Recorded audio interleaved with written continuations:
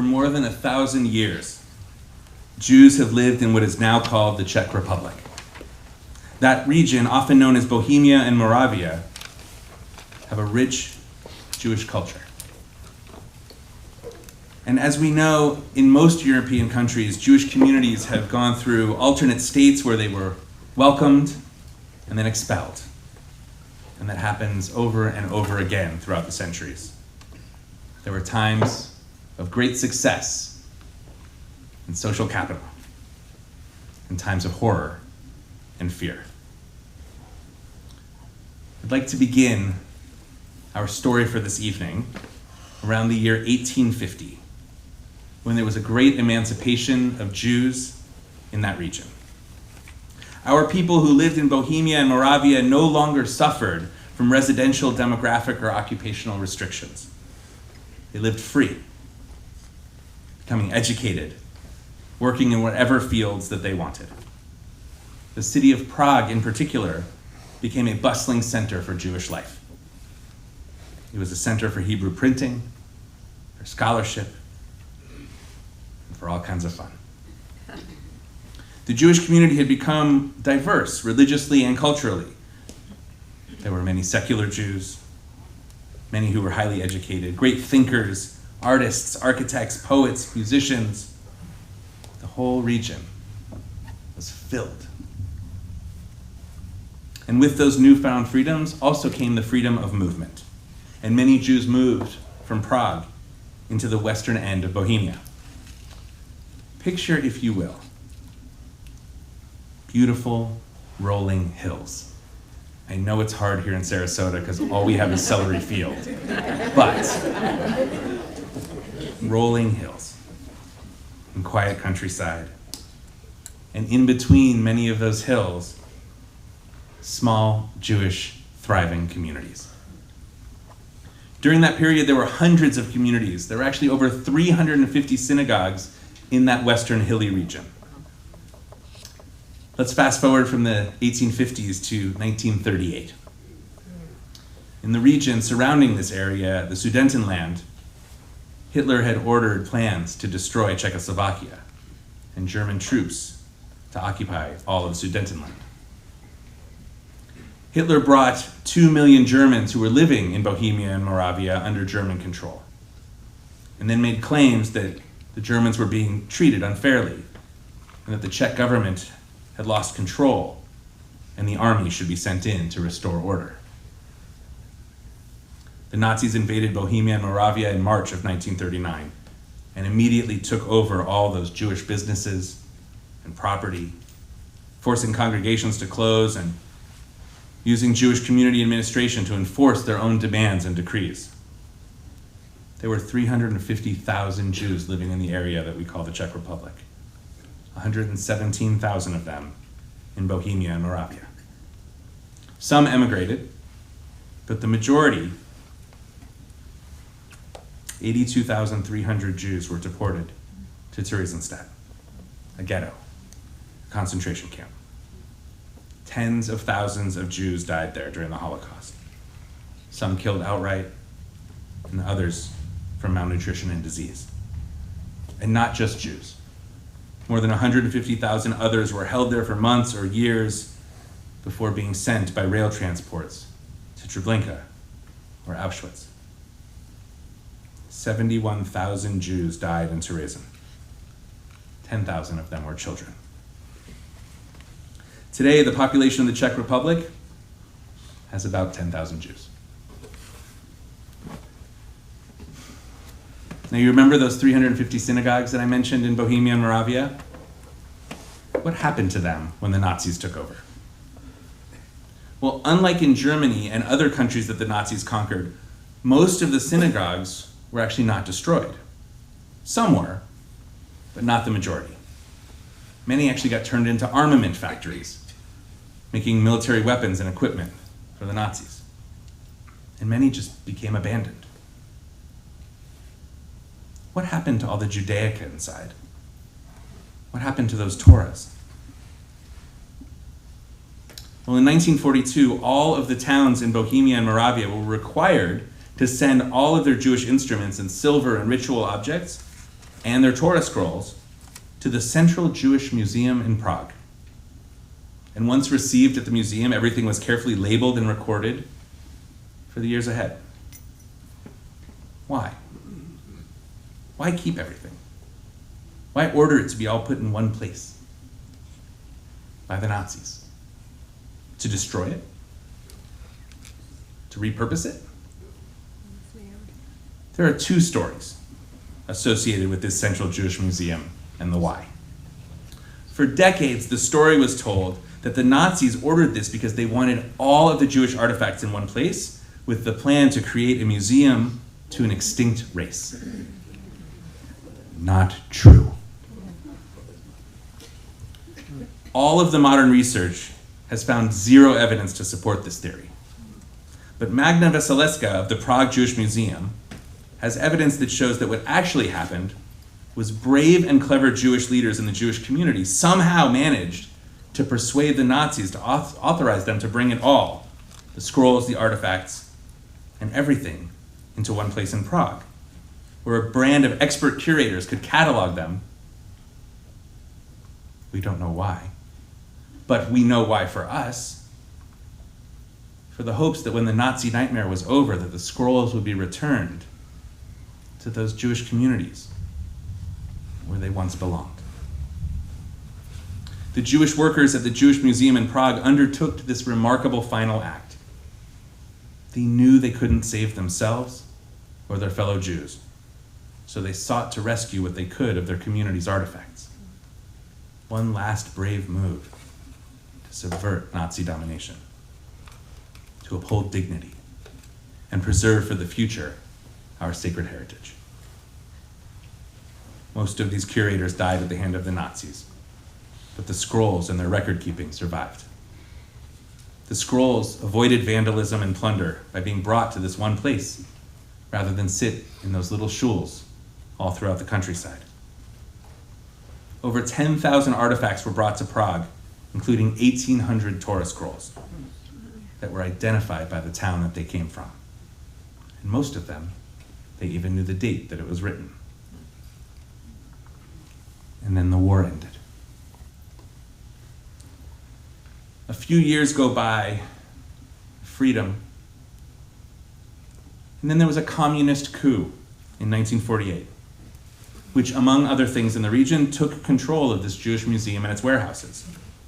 You can imagine that, not wanting any public display of religion, the Torah scrolls were taken out of this known building and transferred to a damp warehouse and basement that had once belonged in a 16th century Mishle synagogue. In a suburb of Prague, all this stuff sat there for 15 years, forgotten and unattended. In 1963, Eric Esterick, a London art dealer, heard a rumor about this collection, found his way into it, and in a swift and clever move, knowing that local rulers would be interested in, well, money, he got himself offered the opportunity to purchase all of those scrolls found in that synagogue basement.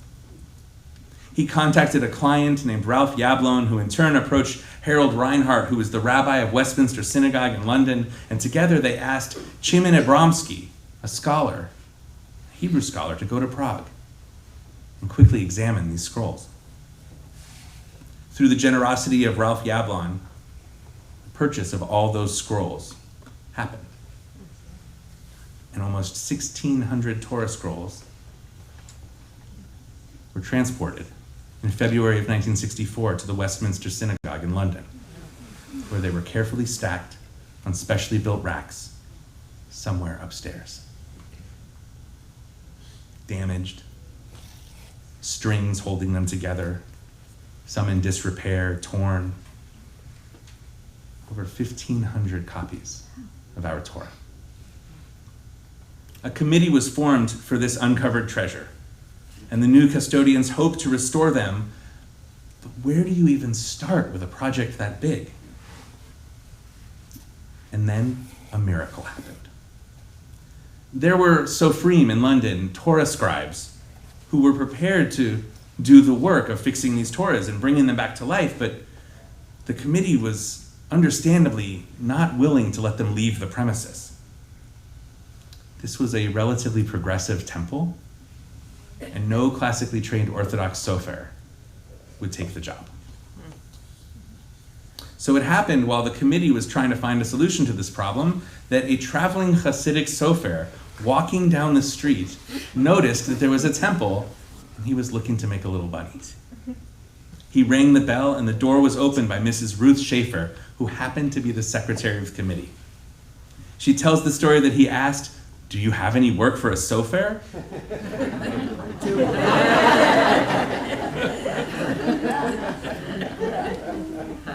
Speechless and overwhelmed, not even knowing how to answer, she said, "Come on in," and took him to the rabbi's office, where the sofer repeated the question, "Do you have any work for a sofer?"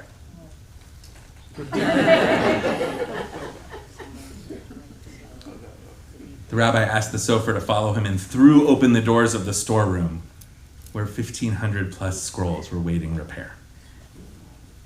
The sofer, David Brand, moved there and spent the next 30 years doing holy work of repairing Torahs. He worked tirelessly, bringing them back to perfection so they could be alive again and used for worship in synagogue services. The scrolls were once again sorted, examined, and cataloged, and the Czech Memorial Scrolls Committee began to distribute them on loan to congregations and academic institutions around the world. Today, there's a museum at the Westminster Synagogue that houses a large collection, but most of those Torahs are out in the world, in schools, in communities that are caring for them, in temples that are learning from them, and in people's lives where they're celebrated. There are stories of these scrolls being brought back with a congregation on a trip to its original home city, where the grandson of a survivor is becoming bar mitzvah, where the last surviving person in a family has brought it back to the town that they grew up in and danced with it in the streets. The Memorial Scrolls Trust has on long-term loan over 1,000 of these scrolls here in the United States. Over 90 of them are in Florida, and one of them is in our ark. Friends, our scroll is one of 13 saved from a town called Klatovy, a small border town in the southwest area of Bohemia. And get this. I want to believe it. It says so on the thing they sent us. It was written in 1882. Klatovy was very small but was famous for a few reasons, one being that the chief rabbi of Bohemia Moravia, Gustav Sicher, was born there. It was a small community. It had a Jewish cemetery and maybe 1,400 Jews living there. That's about as many people as belong to our temple. There was a few small congregations and one main synagogue. And on July 15th, 1941, that synagogue was plundered by Czech fascists. In the fall of 1942, the Germans deported all the Jews from Klatovy to Teresia. None returned. All that synagogue equipment was sent to the Central Jewish Museum in Prague. Klatovy was liberated on the 5th of May, 1945, by the United States Army. Today, there are 22,000 people living there, none of which are Jews. One of those 13 saved Torah scrolls has been in our safekeeping here at Temple Emanu-El since May of 1983. That makes this month the 40th anniversary that she has been in our sanctuary. The writing in it is really, really, really small. So we don't read from it much, but we do celebrate her in many special ways. My favorite being that when we have bar and bat mitzvah ceremonies, and the young Jewish adult leads our hakafah, parade around the room, we carry our Holocaust Torah. We find reasons to bring it to the heart of our community and to breathe life into this sacred treasure. In spite of all the horrors of the Holocaust, housing a scroll saved from the small town of Klatovy, reminds us of the possibility of triumph in the face of adversity. It reminds us of courage. It reminds us of Jewish resilience, of dignity and faith, and to stand up against tyranny.